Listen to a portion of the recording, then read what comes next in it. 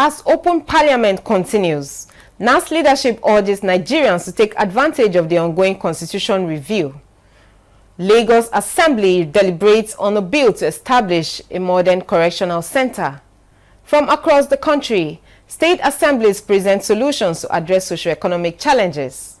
Hello and thanks for joining us on NTA Parliamentary News, reaching you from Abuja. I am Ene Ojonuba. The leadership of the National Assembly is urging Nigerians to take full advantage of the ongoing constitution review process to entrench inclusive governance.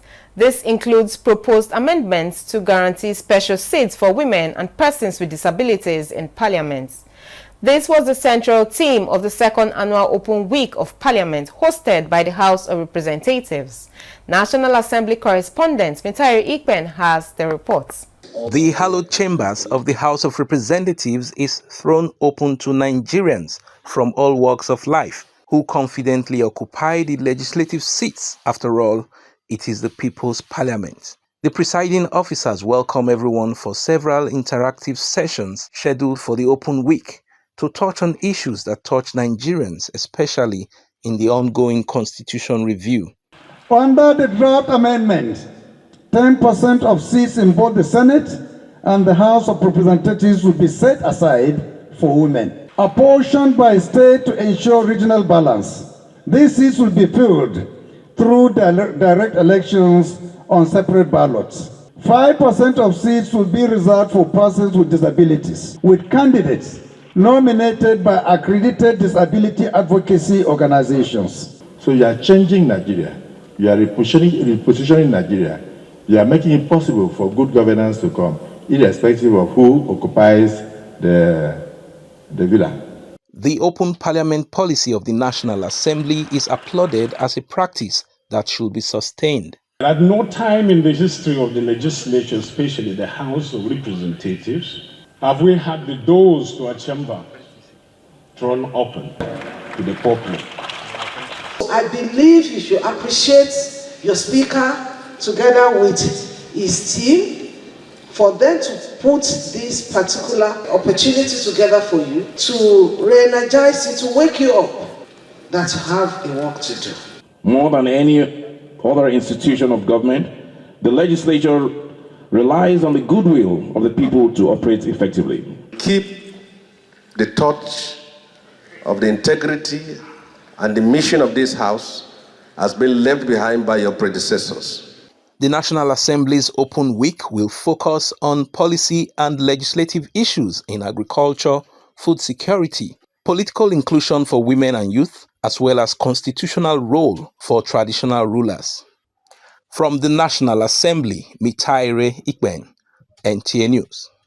The Director General of the National Institute for Legislative and Democratic Studies, NILS, Professor Abubakar Suleiman Olanrewaju, has welcomed the House of Representatives Committee on Library Research and Documentation, led by Honorable Yusuf Shitu Galambi, on an oversight visit to the Institute.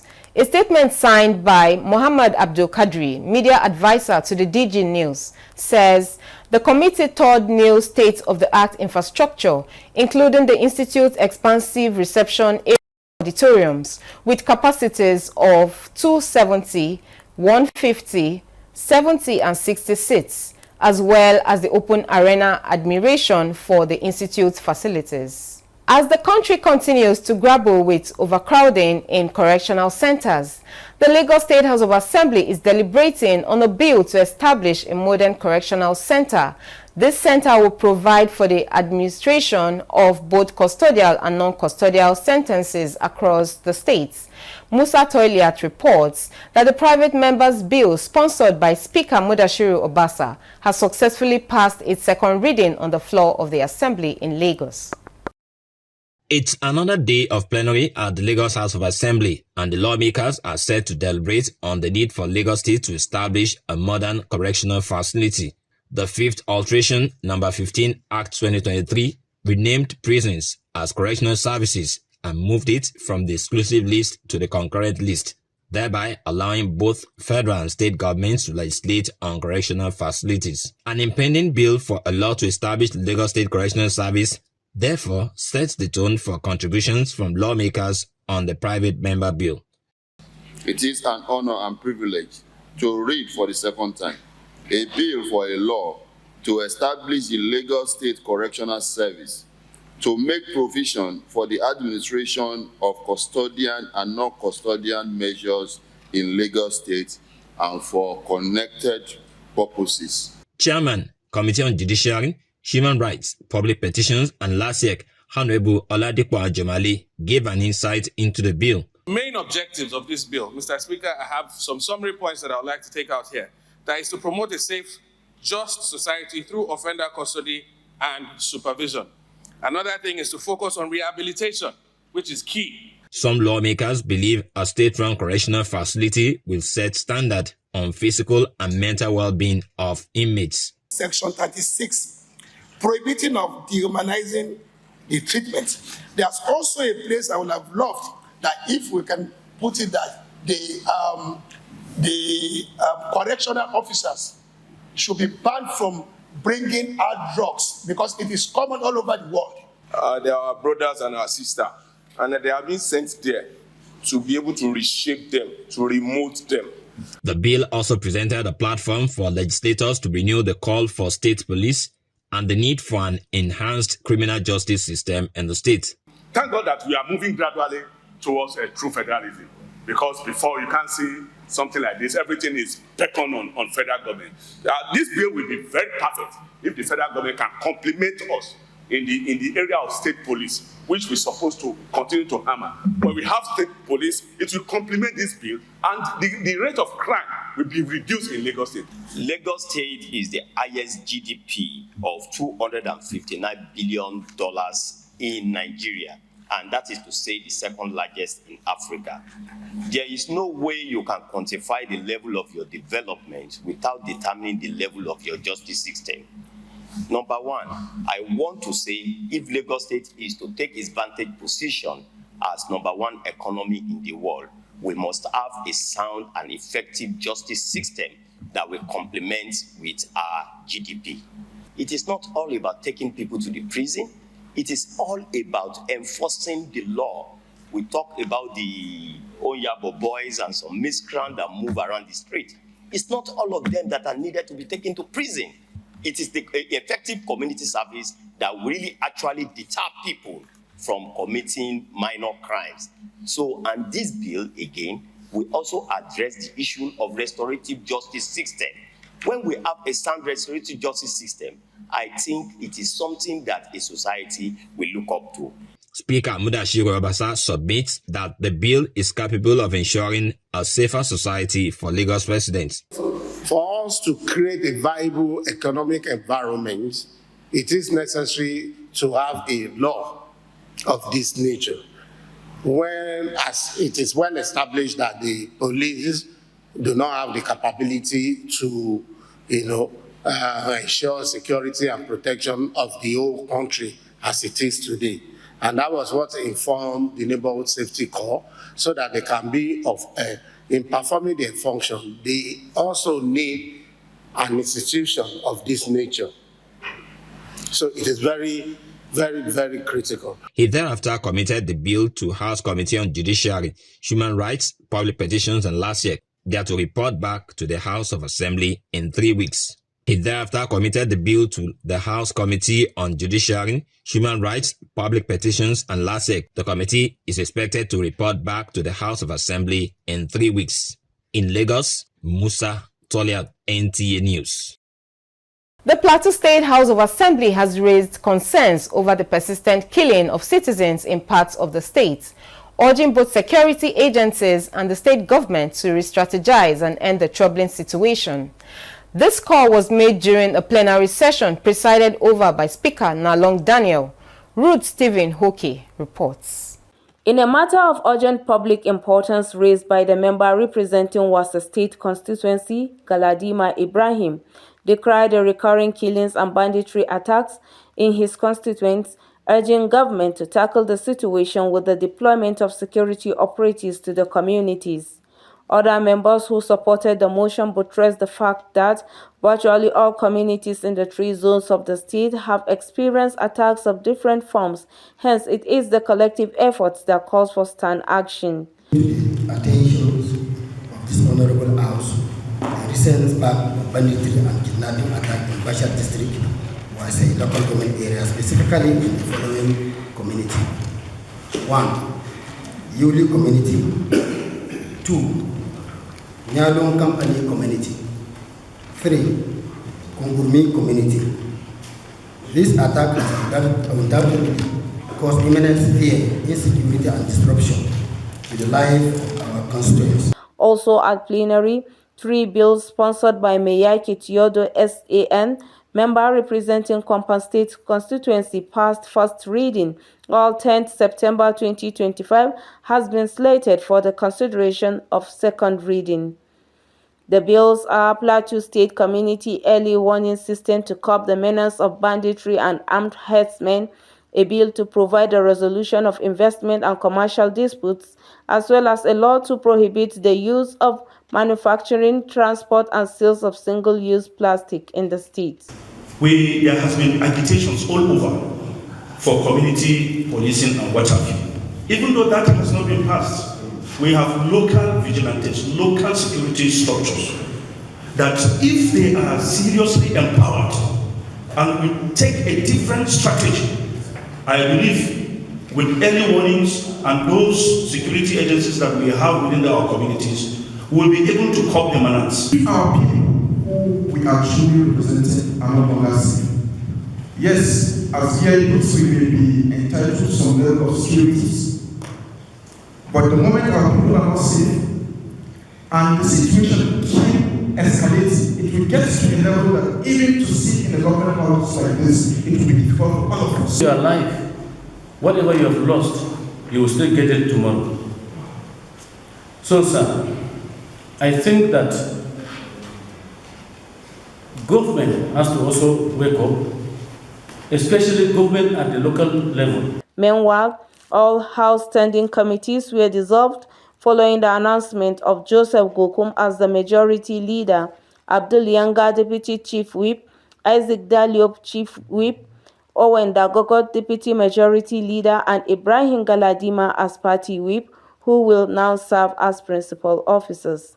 In Jos, Ruth Stephen Hockey, NTA News. The Katsina State House of Assembly has approved the recommendations of its Committee on Kasarota and Katsina State Transport Authority concerning modalities to reduce road accidents in the state.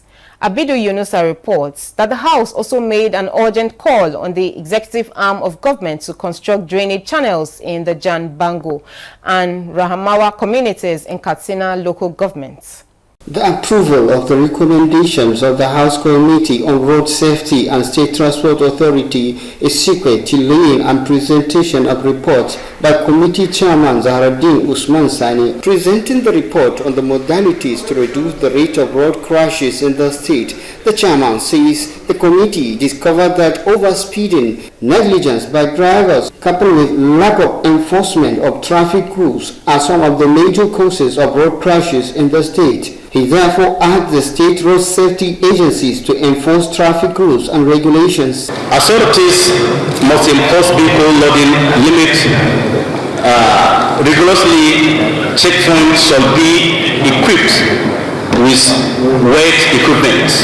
Legislation should be enacted and imposed that prohibit the transport and the passengers in heavy-duty trucks designed for goods. Meanwhile, the House has appealed to the executive arm of government to construct drainage channels in Jambangu and Ramawa communities in Katsina local government to checkmate gully erosion in the areas. The lawmaker representing the local government, Aliyu Abubakar Ababa, who visited the densely populated communities, noted that the gully erosion has destroyed access roads and other landed properties in the area.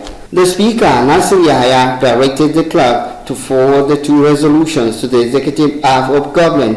From Katsina State House of Assembly, Abidu Yunusa, NTA News. The Kogi State House of Assembly has launched a tree planting campaign aimed at mitigating the impact of climate change on the environment, in line with the global best practices. Speaker Aliyu Umar Yusuf emphasized the importance of maintaining a healthy environment during the event in Lokoja. Jacob Sani reports that principal members of the House also participated in the tree planting exercise. Anywhere you have it, signify peace, love, happiness, and fertile land. The tree planting exercise embarked upon by the legislative of government in Kogi State is geared towards addressing the menace of erosion and land degradation threatening both human and critical infrastructure in parts of the state. To the Speaker, the planting initiative is one of the modest ways of encouraging residents on proper management of the environment to guarantee a healthy living. What we are demonstrating here today from all 236 wards is being captured. In the not distant future, Kogi State will be seen to be producing more agricultural produce. The trees, which comprises of different species, expert believes will grow well, having been planted in line with the required land specifications. All these plants are being arranged according to the sweetness of that soil. It is hopeful that these trees will grow, serving as a source of revenue drive for the state if properly nurtured. Jacob Sani, NTA News. This is NTA Parliamentary News. We'll be back with more reports after the break. Are you looking for a short channel to make your business, goods and services go viral? Look no further, as NTA Parliament is your short channel. Take advantage of our wider reach and advertise your products and services on NTA Parliament DSTV channel 370, GoTV channel 126, StarTimes channel 306, and Free TV channel 706. For more inquiries, contact the Marketing Department, NTA Parliament, NTA Headquarters Area 11 Garki Abuja, or call these numbers 080-383-40464 or 080-770-78055. NTA Parliament, strengthening Nigeria's democracy. Welcome back and thanks for staying with us. In Kano State, the House of Assembly has deliberated and passed 3 motions focused on improving the socio-economic well-being of citizens through the provision of essential social amenities across various communities. Samira Hamisushira reports. Presenting his motion, Mudassar Ibrahim Zawachiki, who represents Kumbuzo constituency, explained that there is an urgent need of refurbishing some public health facilities in the locality, since urbanization has taken over most of the area, and is calling on the state government to upgrade primary healthcare centers in Mariri, Naibawa, Shika Makaranta, and Chiranchi. Other motions that scaled through Tuesday's plenary include a joint motion from Representative Shaibu Rabiu of Dawakin Kudu and his counterpart of Warawa, Labaran Abdul Madari, on the provision of potable drinking water to the teeming populace of their constituencies. For Murtala Musa Kori, his motion focused on the construction of a road from Gawon Bature to Mirini in Dambata local government area. The House has been adjourned to Monday, the 14th of July 2025. From the Kano State House of Assembly, Samira Hamisushera, NTA News. The Sokoto State House of Assembly has resolved to call on the contractors handling the renovation of the Kware, Gwadabawa and Ilela Road projects, as well as the remodeling of Dukomaje Primary School in Gada local governments, to return to sites and ensure the timely completion of these projects. Correspondent Shehu Yusuf Anka reports that this resolution followed motions by Deputy Speaker Kabiru Ibrahim Kware and member Kabiru Dauda, who represents Gada East constituency. In consideration of the importance of the road project to the benefiting communities, member representing Kware constituency Kabiru Ibrahim moved the motion on the need for the state government to remobilize the contracting firm to site to ease the hardship being experienced by motorists plying the road. The lawmaker noted that the contract was awarded by the previous administration and up till now the work is not in progress. The road project links Kware, Gwadabawa and Ndela local government areas. Before you drive to the end of the road, you're suffering. And we are crying. The contracts are awarded since lots of associations. Also at the plenary, member representing Gada East constituency, Kabiru Dauda, moved a motion on the need for the state government to rehabilitate Dukama, the model primary school in Gada local government, to boost education of the area. The lawmaker is extremely concerned on the poor condition of the school, saying the situation poses setback on the teaching and learning process in the area for many years. He further described the situation as contrary to the present administration's priority on education sector as part of its 9-point smart agenda. At Dukamaje Model Primary School has reached deteriorating point. Members contributed described the motion as basis of ensuring even distribution of dividend of democracy to the electorates. The Speaker, Tukurbola Bodinga, who presided the plenary, said the House to call on the state government as a matter of urgency to do the needful. The House has adjourned its plenary till tomorrow, Wednesday, for continuation of the legislative duties. From the Sokoto State House of Assembly, Shehu Yusuf Anka, NTA News. The Ekiti State House of Assembly has screened and confirmed the appointment of Justice Lekon Ogunmoye as the substantive Chief Judge of the state. This followed a request from Governor Biodun Oyebanji in accordance with the recommendation of the National Judicial Council. Ayodeji Ogunshakin reports. In line with the Section 211 of the Constitution of the Federal Republic of Nigeria, the State Governor Biodun Oyebanji requested the House to screen and confirm Justice Lekon Ogunmoye as the substantive Chief Judge of Ekiti State. Going by the standing order of the House, Leader of Government Business Tolu Lopege moved a motion for the admittance of Justice Ogunmoye into the chamber for the screening processes. Chairman, House Committee on Judiciary and Legal Matters, Babatunde Oke, presented the report of the committee on the screening of the acting Chief Judge, which was adopted as working document of the House.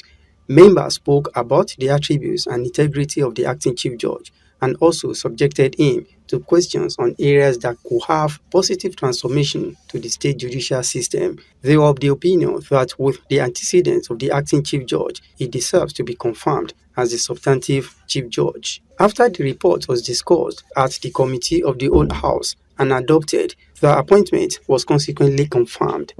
So, at the end of the vote, 19 voted in support of confirmation of Justice Lekon Ogunmoye. None voted against. On that note, the ayes have it. And this will be transmitted to the governor of the state. Justice Lekon Ogunmoye is now the CJ designate. The Chief Judge designate, Justice Ogunmoye, expressed delight at his confirmation and pledged technological innovations for the transformation of the state judicial system. I intend to leverage on technology in moving the judiciary forward. No, there is no option to it. We have to move on to technology.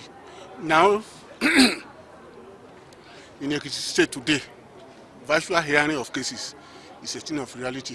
No matter how good an innovation is, it will still have to be implemented by human beings. So the staff have to be motivated. We have to provide a conducive environment. That we have done.